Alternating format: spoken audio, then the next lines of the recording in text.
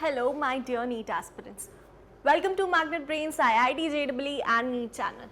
मैं आयुषी, आपकी NEET chemistry faculty, आज आपके लिए लेकर आई हूँ daily practice problem solutions and हमारा टॉपिक वही है कंसंट्रेशन टर्म. सेकेंड डीपीपी है ये उसकी. चलिए ओके, तो अब स्टार्ट करने से पहले एक बार थोड़ा सा नीट कोर्स मॉड्यूल डिस्कस कर लेते हैं.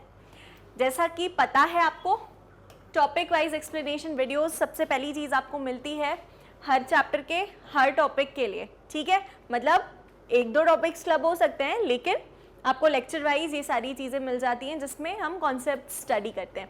अगली चीज़ DPP problems, okay, in the form of PDF आपको मिल जाता है, जिसको कि आपको सॉल्व करना होता है खुद से एज तभी आपका कॉन्सेप्ट क्लियर है या नहीं वो आपको पता लग पाएगा, है ना. ऐसा नहीं है कि सिर्फ और सिर्फ हमने लेक्चर अटेंड कर लिया, उसके क्वेश्चंस नहीं लगाए. काफ़ी सारे स्टूडेंट्स ऐसा करते हैं, तो ये चीज़ हमें अवॉइड करनी है. अगर आपके लिए इतना सब कुछ करके दिया जा रहा है वो सिर्फ इसलिए है ताकि आपकी प्रेपरेशन कंप्लीट रहे. ओके चलो, तो किसी भी लेक्चर के बाद हमें उसकी डीपीपी ज़रूर लगानी है ताकि हम ये चीज़ वेरीफाई कर सकें कि हाँ भाई हमें कॉन्सेप्ट समझ आ गया है. कोई भी चैप्टर तभी कंप्लीट होगा जब आपने उसके क्वेश्चंस लगा लिए हैं और उसके प्रीवियस ईयर क्वेश्चंस लगा लिए हैं. ठीक है, चलिए, सिर्फ और सिर्फ पढ़ने से नहीं होगा, क्वेश्चंस की अलग ही इंपॉर्टेंस है क्योंकि अल्टीमेटली मेन डे हमें क्वेश्चंस ही तो फेस करने हैं यार, है ना. चलिए, अगली चीज़ आपको सोल्यूशन वीडियोज़ भी मिल जाती हैं इन्हीं डीपीपीज़ की, ताकि आप अपनी एनालिसिस कर सकें कि भाई कितना सही है कितना गलत है, क्या अप्रोच रखी है क्वेश्चन की, ये सारी बातें. चलो, अगली चीज़ है चैप्टर वाइज एमसीक्यूज, फिर प्रीवियस ईयर क्वेश्चन वीडियोस. हर चैप्टर के बाद पीवाईक्यू वीडियोस या पीवाईक्यू वीडियो सीरीज़ आती है जिसमें हम पुराने जितने भी पहले क्वेश्चंस पूछे गए हैं उनको सॉल्व करते हैं. हर एक चैप्टर के लिए करते हैं ये चीज़, ताकि हम ये एनालाइज कर पाएँ कि भाई किस सेक्शन से किस तरह का क्वेश्चन पूछा जा रहा है हमसे, और हमसे बन भी रहा है या नहीं, है ना. क्योंकि हमारे लिए पीवाईक्यू से ज़्यादा इंपॉर्टेंट कुछ भी नहीं है भाई.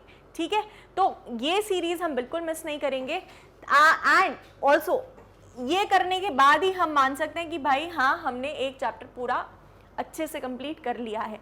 ठीक है, फिर डाउट सॉल्विंग सेशंस हैं जो आपके लिए टाइमली अरेंज रहते हैं ताकि हमारा 1-to-1 इंटरेक्शन हो पाए, आपके सवाल और हमारे जवाब हम 1-to-1 कर पाएँ ये चीज़. ठीक है, चलो, weekly test paper chapter wise guidance about paper pattern, stress management and official notification. अगर कोई आता है एग्जाम से रिलेटेड कि कब एग्जाम होने वाला है, पोस्टपोन हुआ है या नहीं, डेट रिवाइज हो गई है या नहीं, ये सारी बातें हम आप तक पहुंचा देते हैं.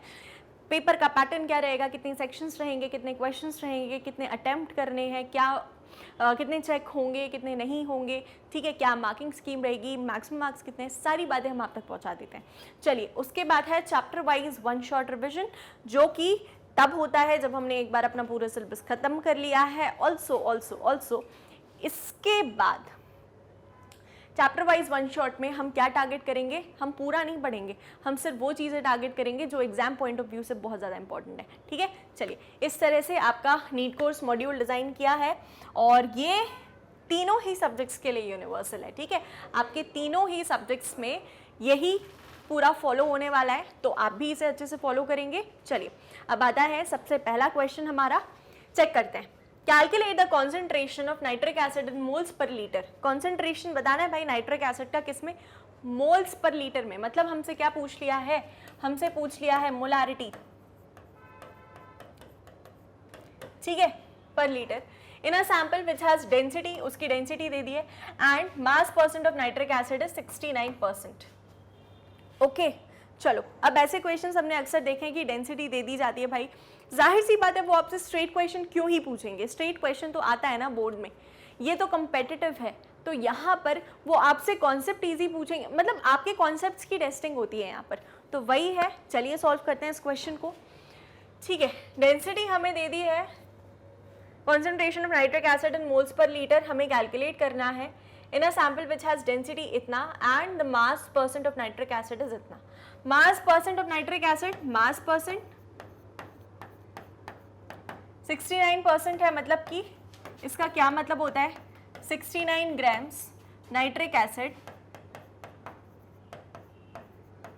इन 69 grams nitric acid in 100 gram, total 100 gram. ठीक है, चलो, तो डेंसिटी दे दी है भाई, density equal to mass by volume होता है, and density of solution mass by mass of solution upon volume of solution. Density हमें किसकी दे दी है, सैंपल की, जिसका 1.41 ग्राम्स पर ml है। तो ठीक है भाई, 1.41 ग्राम्स पर ml इसकी डेंसिटी है। मास कितना होगा इस सैंपल का, टोटल 100 ग्राम। वॉल्यूम हमें फाइंड करनी है, ठीक है, ये आएगी ml में। इस तरह के क्वेश्चंस हम पिछली डीपीपी में भी सॉल्व कर चुके हैं, इसलिए मैं इनकी ज़्यादा डिटेलिंग नहीं दे रही हूँ, आपको चीज़ें आती हैं। अब लेट अस सी, ठीक है, तो यहाँ से वॉल्यूम कितनी निकल कर आ जाएगी, volume will be 100 grams upon 1.41 grams पर ml है, पर ml है, तो ये ml यहाँ चला जाएगा, ठीक है, तो वॉल्यूम हमारी ml में आएगी। तो 100 डिवाइडेड बाय 1.41 चेक करते हैं,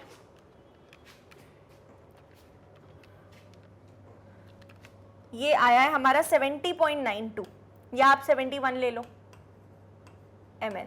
ओके, चलिए अब हम फाइंड करेंगे फाइनली मोलारिटी जो हमसे पूछी है। तो मोलारिटी इक्वल टू क्या हो जाएगा, मोलारिटी इक्वल टू हो जाएगा गिवन वेट कितना है 69 अपॉन मॉलिक्यूलर वेट HNO3 का कितना होता है, hydrogen 1 plus nitrogen 14 plus O3 48, 1 plus 14 plus 48 63, ठीक है, ये नंबर ऑफ मोल्स आ गए। वॉल्यूम इन लीटर्स, वॉल्यूम तो भाई ml में आई है 70.92,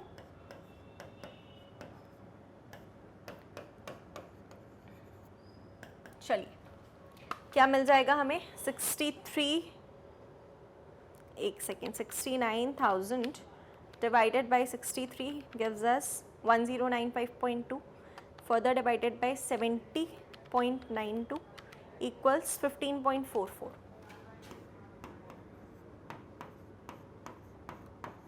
molar is the concentration of nitric acid, moles per litre में बोला है तो 15.44 मोल्स पर लीटर, ठीक है। Question number 1 done, verified. चलो आगे देखेंगे अगला क्वेश्चन। Okay, sample of drinking water was found to be severely contaminated with chloroform CHCl3 supposed to be carcinogenic in nature. Level of contamination was 15 parts per million. Express this in percentage by mass. अब देखो हमें इसके लिए पता होना चाहिए कि mass percentage और पीपीएम रिलेटेड है, ठीक है, हमने पढ़ा था ना। देखो पीपीएम क्या होता है भाई, गिवन वेट या given mass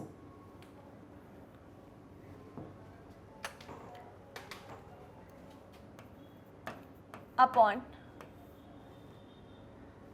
total mass into 10 to the power 6, ठीक है, और मास परसेंटेज कितना होता है, given mass upon total mass into 10 to the power 2, 100 मतलब 10 टू द पावर 2। तो ये डाटा तो इक्वल हो गया। तो अगर हमने इन दोनों को कंपेयर किया है तो हमें क्या मिला है, पीपीएम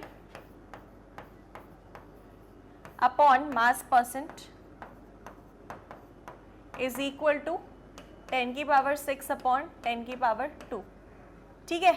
तो यहाँ से ये क्या दे देगा, 10 की पावर 4 सिंपली, ठीक है। और हमें क्या निकालना है, मास परसेंट। तो मास परसेंट इक्वल टू क्या हो जाएगा भाई, मास परसेंट इक्वल टू हो जाएगा हमारा, ये इधर जाएगा ये इधर आ जाएगा, पीपीएम अपॉन 10 की पावर 4, दिस इज 10, ओके, 10 की पावर 4।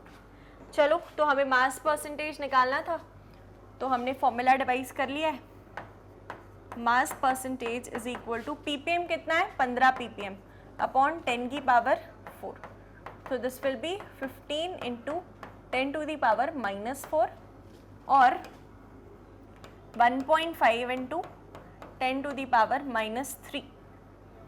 क्लियर है, ठीक है, आ गया। ये हमने एक्सप्रेस कर लिया है पीपीएम को मास परसेंटेज में। ओके चलिए अगली चीज, determine the molality of chloroform in water sample. Molality बोला है, मोलालिटी अगर हमें बतानी है तो वो क्या होता है, नंबर ऑफ मोल्स पर केजी, ठीक है, क्या होगा, नंबर ऑफ मोल्स पर केजी। मास परसेंटेज तो इतना है 1.5 इंटू 10⁻³ अच्छा, मोल्स कैसे कैलकुलेट करेंगे, given weight upon molar mass. तो मास तो इतना आया है, दिस इज 1.5 पर 100 ग्राम्स, पर मास परसेंटेज है ना, मतलब पर 100 ग्राम्स है। ठीक है, चलो ओके। तो अगर हमें CHCl3 के नंबर ऑफ मोल्स कैलकुलेट करने हैं तो CHCl3 का मास कितना हो जाएगा, 35.5 into 3 is equal to 106.5, 106.5 plus 13, 119.5, इसका मोलर मास आएगा 119.5। ठीक है, तो चलो मोलालिटी कैलकुलेट करते हैं। It will B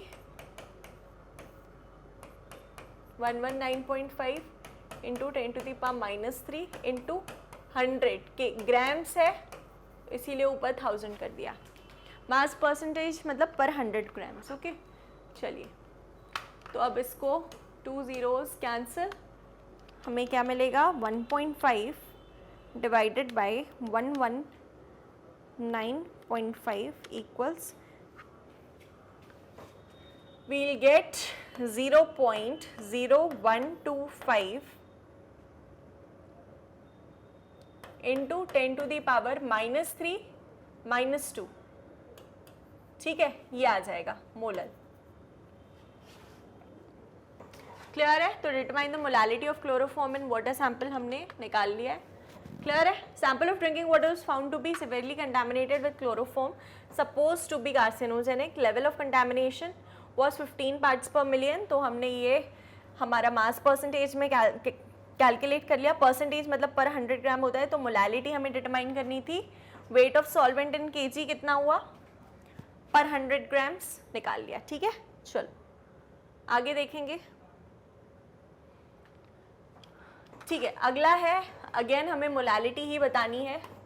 molality equal to क्या होता है, given weight 3.92 upon molar mass 98 into 200 into 1000। So this will B 3.92 into 1000 is 3920 divided by 98 divided by 200, 0.2 molar. Easy, ठीक है, चलो अगला, calculate the normality of solution obtained by dissolving 6.3 hydrated oxalic acid बोला है। Hydrated oxalic acid का भाई पहले normality हमें बतानी है। पहले तो हाइड्रेटेड ऑक्सैलिक एसिड का इक्विवेलेंट वेट कैलकुलेट करना होगा। नॉर्मेलिटी क्या होता है, given weight upon equivalent weight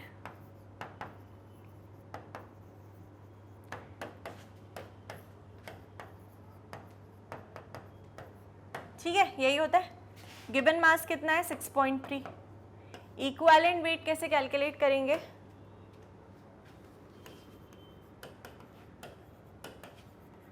of hydrated oxalic acid.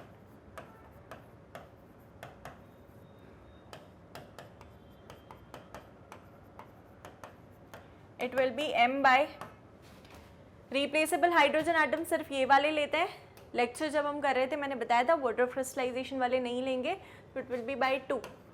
तो it is 126 by 2, that is 63 grams.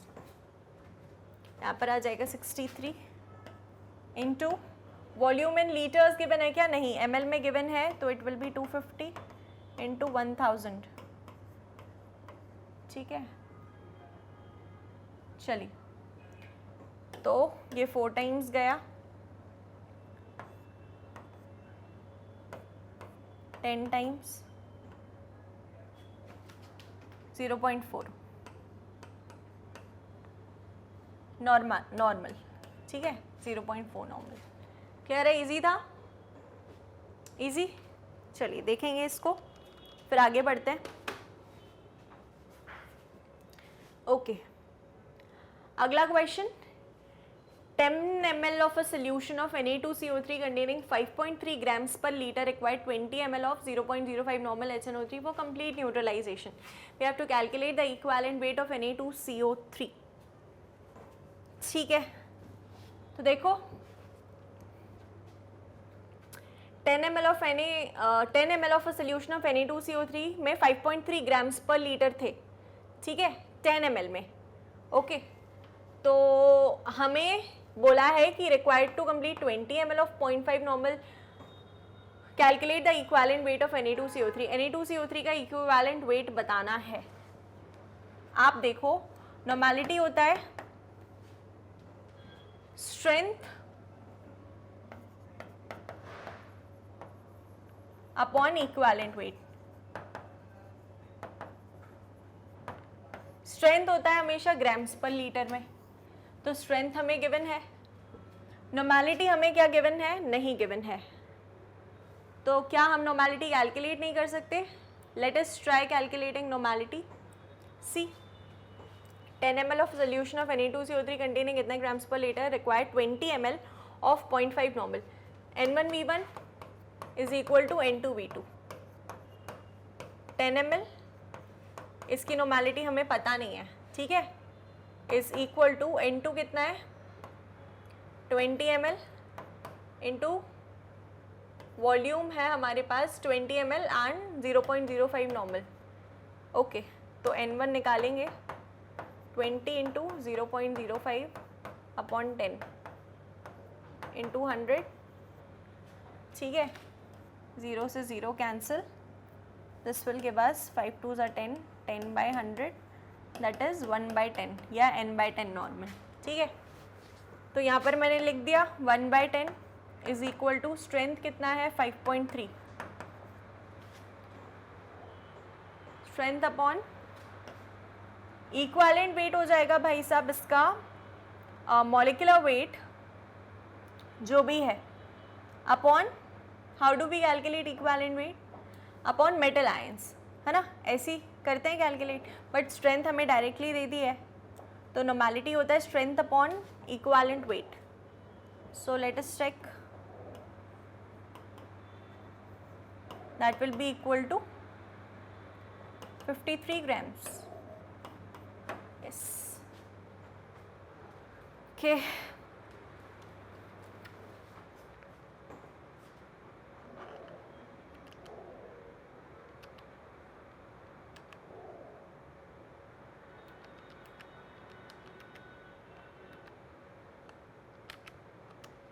ठीक है, इस तरह से कैलकुलेट करेंगे. चलें आगे, अगला क्वेश्चन.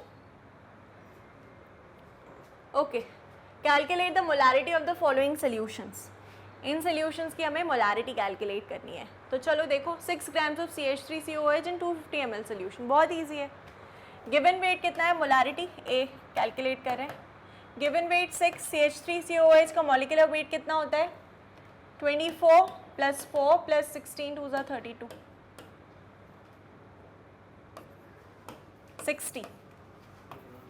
60 इंटू वॉल्यूम 250,000,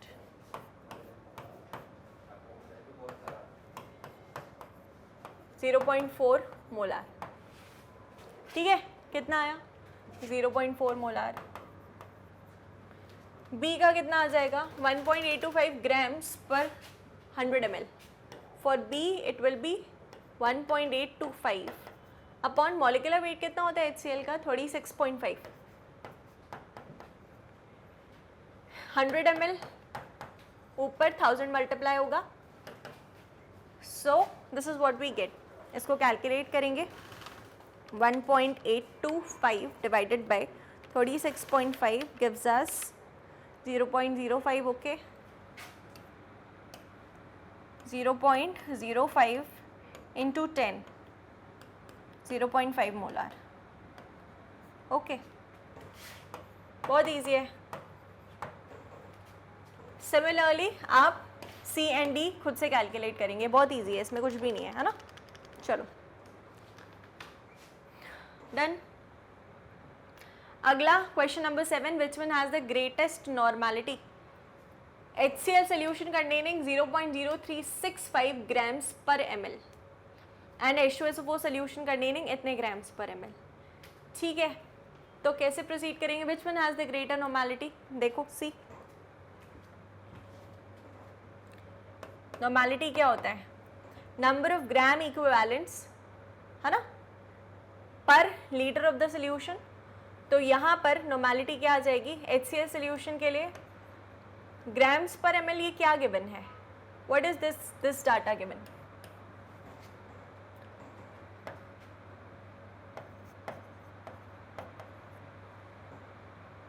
ठीक है, 0.0365 ग्राम्स पर ml. अब ग्राम्स पर ml क्या है? Is it density?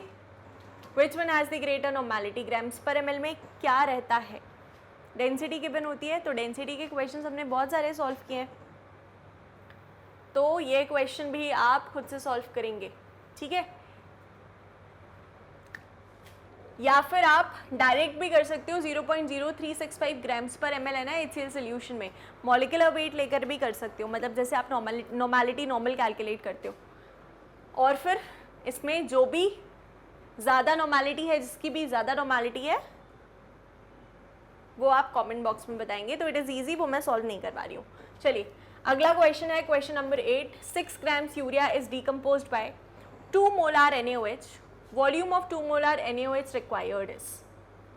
ठीक है, देखो 6 gram urea is decomposed by 2 molar NaOH. Volume of 2 molar NaOH required is. देखो यहाँ पर मोलारिटी दे दी है 2 मोलार NaOH. यूरिया 6 ग्राम्स है अपॉन, यूरिया का फॉर्मूला क्या होता है? NH2 CONH2, nitrogen 28, hydrogen 4, carbon 12, oxygen 16, 8 9 10 20 2 3 4 5 6 60. ठीक है, 60 into 1 by volume in litres. ठीक है, या हमें ml में गिवन है ना, तो वॉल्यूम इन ml हो जाएगा और ऊपर 1000. तो वॉल्यूम इन ml में यहाँ रख देती हूँ. Volume in ml is equal to 6000 upon 60 into 2. So 50 ml. Option A. Easy. ठीक है, चले अगले क्वेश्चन पर. क्लियर है इतना? ओके, अगला क्वेश्चन है, 1 mole of any substance contains 6.022 into 10 to the power 23 atoms per molecule या molecules. Number of molecules of H2SO4 present in 100 ml of 0.2 molar H2SO4 is. ठीक है, नंबर ऑफ मॉलिक्यूल्स पूछे हैं, तो सबसे पहले इस डाटा से हम क्या निकाल लें कि हमारे पास नंबर ऑफ मोल्स कितने हैं. फिर नंबर ऑफ मोल्स को हम क्या कर लेंगे? कन्वर्ट कर लेंगे मॉलिक्यूल्स में. तो चलो चेक करो, मोलारिटी कितनी गिवन है भाई?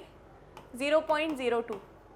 It is equal to number of moles per litre, right. लेकिन हमें वॉल्यूम ml में गिवन है, तो ऊपर हो जाएगा 1000 मल्टीप्लाई, 0 से 0 कैंसिल. तो नंबर ऑफ मोल्स कितने आए? n is equal to 0.02 divided by 10, that is 0.002. Is it so? Yes, 0.002. ठीक है, चलो अब यहाँ से समझो कि हमें क्या पता है कि 1 मोल में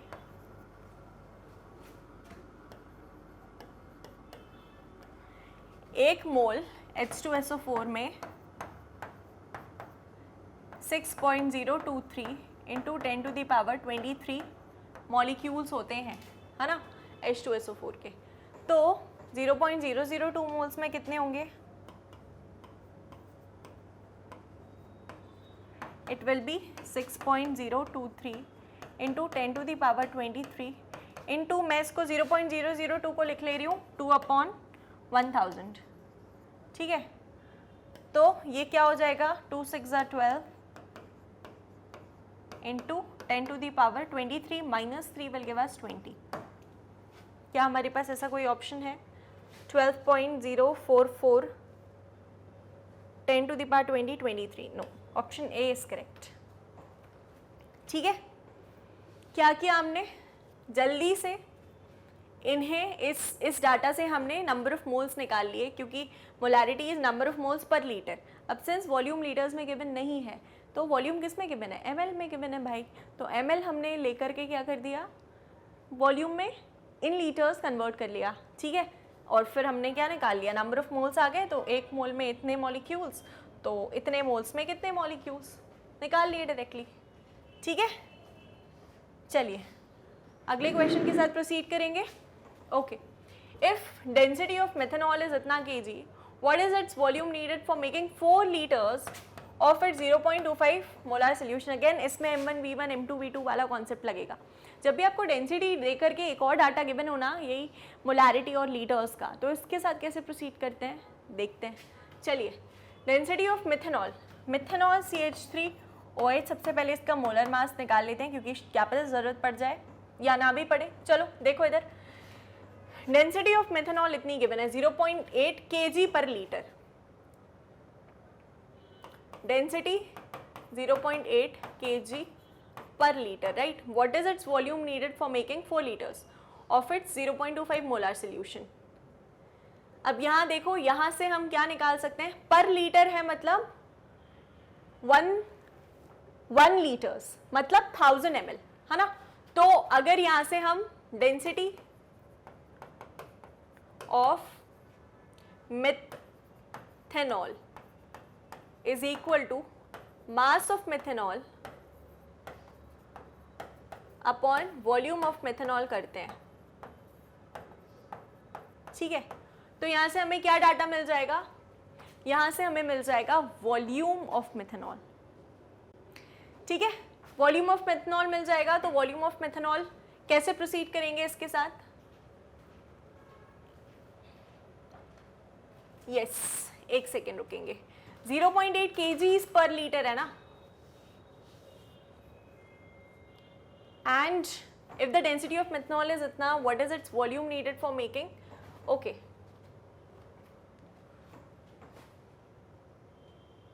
4 liters of 0.25 molar solution, what is the volume needed for making इतना, ठीक है।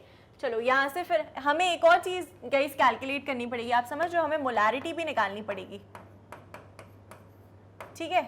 तो मोलारिटी में क्या होता है, number of moles per litre of the solution, right. तो यहाँ से नंबर ऑफ मोल्स क्या हम निकाल पाएंगे, देखो 0.8 kg पर लीटर, 1 लीटर वॉल्यूम है, और उसमें 0.8 kg क्या प्रेजेंट है, दिस। तो अगर डायरेक्टली ले लेते हैं कि 0.8 भाई हमारी डेंसिटी है और 0.8 kg पर लीटर प्रेजेंट है, मतलब मास हमारे पास कितना आया, 0.8 ही तो आया, है ना। मास तो 0.8 kg ही आया, क्योंकि यहाँ पर डेंसिटी कितनी है 0.8, ठीक है।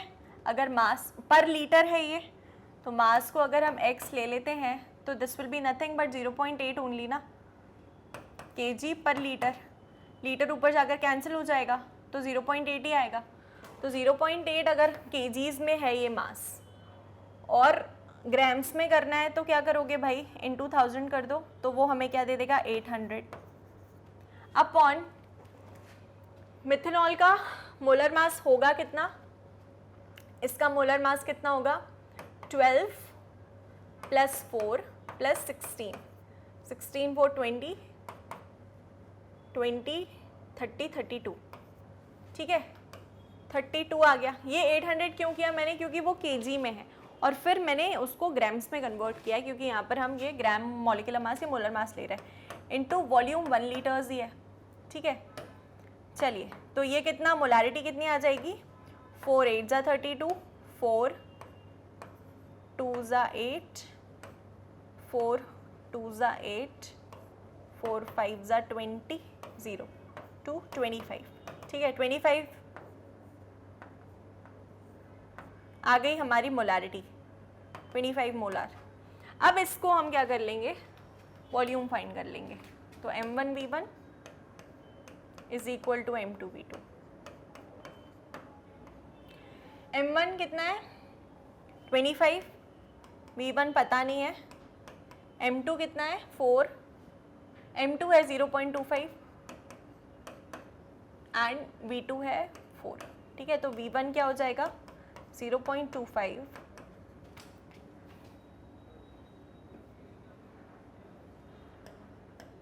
इंटू 4 अपॉन 25, ठीक है, इंटू 100 हो गया नीचे। सो दिस विल बी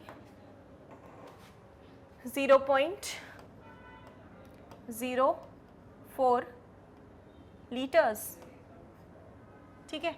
और ml में 0.04 लीटर्स आई है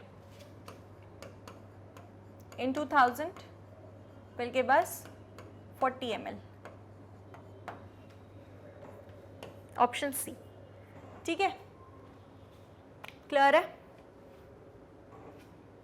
चलो, तो आज के लिए सिर्फ इतना ही है ना, बाकी क्वेश्चन सब नेक्स्ट लेक्चर में सॉल्व करेंगे। magnetbrains.com पर जब आप जाएंगे तो आपको जो भी लेक्चर्स हैं सब एक ही जगह मिल जाएंगे, आपको यूट्यूब पर ढूंढने की ज़रूरत नहीं है। इसके अलावा जो भी डीपीपी है इन द फॉर्म ऑफ पीडीएफ या फिर जो भी डीपीपी के सोल्यूशन है वो सब आपको यहीं पर मिल जाएगा। किसी भी कोर्स के लिए, आप किसी भी कोर्स के लिए पढ़ रहे हो, बी इट योर बोर्ड्स या फिर कॉम्पिटिटिव, ओलंपियाड, एनटीएसी, एनीथिंग, ठीक है। आपको सारी चीज़ें सिक्वेंशली अरेंज मिल जाएंगी। मान लीजिए आप नीट का कोर्स एक्सप्लोर करना चाहते हो तो नीट पर जाओ एंड आपके सामने ये विंडो ओपन हो जाएगा जिसमें फाउंडेशन कोर्सेज साथ ही साथ आपके नीट 2024 टारगेटेड लेक्चर्स भी हैं। तो वॉच नाउ पर क्लिक करेंगे, मान लीजिए केमिस्ट्री देखना है तो सिंपली वॉच नाउ पर क्लिक करेंगे, आपके सामने ये विंडो ओपन हो जाएगा जिसमें topic wise explanation, daily practice problems, chapter wise MCQs, previous year question, सारी चीज़ें आपको मिल जाएंगी। Live doubt solving session, weekly test paper, one short revision, in short जितना हमने कवर किया है वो सब आपको सिक्वेंशियली अरेंज मिल जाएगा। इसके बाद ये, इसके बाद ये, इसके बाद ये, ठीक है। तो आपकी एक डिफाइंड प्रेपरेशन हो जाएगी। साथ ही साथ आप ये सिर्फ नीट के लिए नहीं बोल रही हूँ मैं, जिसकी भी आप प्रिपरेशन कर रहे हो, आप बोर्ड्स की कर रहे हो, बोर्ड्स के लिए या फिर किसी ओलंपियाड की कर रहे हो, एनटीएससी की कर रहे हो, school level exam, state board की कर रहे हो, सभी के लिए सेम फॉर्मेट है। आप अपनी जाकर के वीडियोस अटेंड कर सकते हो, ठीक है। वॉच नाउ पर क्लिक करेंगे and you will get it. चलिए, तो अगर आप मैग्नेट ब्रेन्स को फॉलो करते हैं तो आपको पता है कि ये एक 100% फ्री एजुकेशन प्लेटफॉर्म है। और अगर आप नए हैं तो आपको मैं बता दूं कि ऐसा नहीं है कि 2-3 वीडियोस आपने देखे फिर सब्सक्रिप्शन के लिए आ गया नोटिफिकेशन, ऐसा कुछ नहीं है। It is 100% free. साथ ही साथ गुड क्वालिटी कंटेंट भी आपको मिलता है, ठीक है। तो आप अपनी प्रेपरेशन घर बैठे कर सकते हो, बिल्कुल अपने फ्रेंड्स को बताएंगे, रिलेटिव्स को बताएंगे ताकि वो भी घर बैठे अपनी प्रेपरेशन ईजिली कर सकें, ठीक है। चलिए, लाइक शेयर सब्सक्राइब करना नहीं भूलेंगे और जो भी क्वेश्चन के आंसर्स मैंने पूछे हैं या मैंने बोला है आप सॉल्व करें तो उनके आंसर्स मुझे कॉमेंट बॉक्स में चाहिए, ठीक है। चलिए, तो आज के लिए सिर्फ और सिर्फ इतना ही। बाकी अब मिलते हैं अगले लेक्चर में नए कॉन्सेप्ट्स के साथ, ठीक है। चलो, थैंक यू सो मच।